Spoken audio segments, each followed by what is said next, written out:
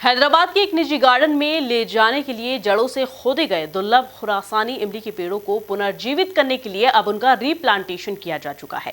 इस मामले में कांग्रेस ने सरकार के खिलाफ अब मोर्चा खोल दिया है और कांग्रेस नेताओं ने आरोप लगाया है कि आदिवासी संस्कृति से जुड़े दुर्लभ प्रजाति के पेड़ों को गलत तरीके से अन्य जगह पर भेजा गया, जिस पर सरकार को जवाब देना चाहिए। इसी पर देखिए हमारी यह खास रिपोर्ट। दरअसल खुरासानी इमली का एक पेड़ अपने आप में मांडू क्षेत्र की पहचान माना जाता है। आसपास से क्षेत्र के सभी लोग इस खास इमली को इसी इलाके के नाम से जानते हैं। इसी बीच इस दुर्लभ प्रजाति के 11 पेड़ों को हैदराबाद स्थित बॉटनिकल गार्डन में स्थानांतरित कर दिया गया था, जिस पर अब कांग्रेस नेताओं ने कड़ी आपत्ति दर्ज करवाई है। इसको लेकर एक प्रेस कॉन्फ्रेंस कांग्रेस प्रवक्ता संतोष सिंह गौतम, राजीव रमन राजूखेड़ी, जयेश गुरनानी ने आयोजित कर सरकार पर निशाना साधा है। धनों को मिटाने का प्रयास कर रही है।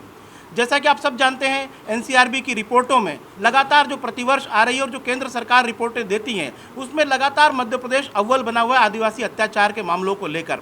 और मध्य प्रदेश की असंवेदनशील सरकार इस मामले में बिल्कुल भी मानवीय रूप नहीं अपना रही है, असंवेदनशील बनी हुई है। और इसी प्रकार का एक मामला हमने देखा है कि मांडव में आपने सुना होगा कि जो खुरासानी इमली है, मांडव की इमली जिसको बोलते हैं, वो एक हमारी धरोहर का हिस्सा है, हमारी सांस्कृतिक धरोहर है। हमारे पीढ़ियों से उसके बारे में हम सुनते चले आ रहे हैं।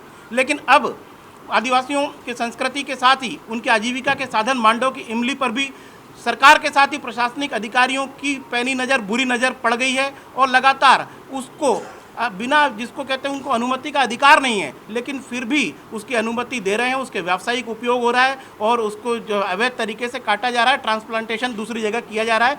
और इस विषय को हमारे साथी संभागीय प्रवक्ता रेवती रमन सिंह राजूखेड़ी ने और जयेश गुरनानी जी ने पहले भी उठाया है। और रेवती रमन सिंह राजूखेड़ी लगातार मांडव की जो खुरासानी इमली है उसकी लड़ाई लड़ रहे हैं। मैं आगे निवेदन करूँगा रेवती रमन सिंह राजूखेड़ी से कि आगे विस्तार से आपको इस मुद्दे की पूरी जानकारी दें।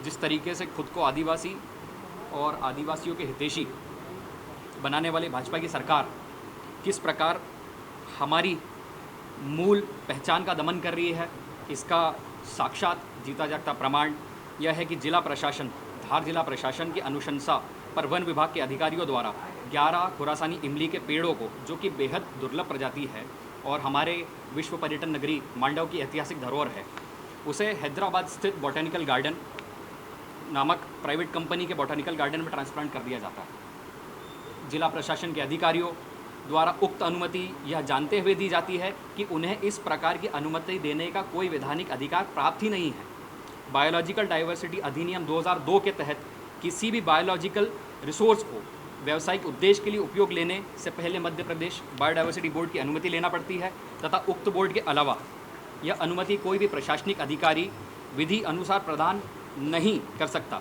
परंतु धार जिले के प्रशासनिक अधिकारी तथा इंदौर वन विभाग के अधिकारियों द्वारा सरकारी ओहदे और रसूख का गलत इस्तेमाल कर अपने अवैधानिक स्वीकृति प्रदान कर दी जाती है। पूर्ण रूप से यह जो मुद्दा है, इस मुद्दे की गहराई जो है वह मैं आपको सबसे पहले बताना चाहता हूँ। खुरासानी इमली जो है वह एक दुर्लभ प्रजाति का पेड़ है जो कि मांडव क्षेत्र में पाया जाता है और भारत में बहुत ही कम ऐसी जगह हैं जहाँ पर यह खुरासानी इमली का जो पेड़ है वह पाया जाता है और इसकी लाइफ भी काफ़ी बड़ी रहती है।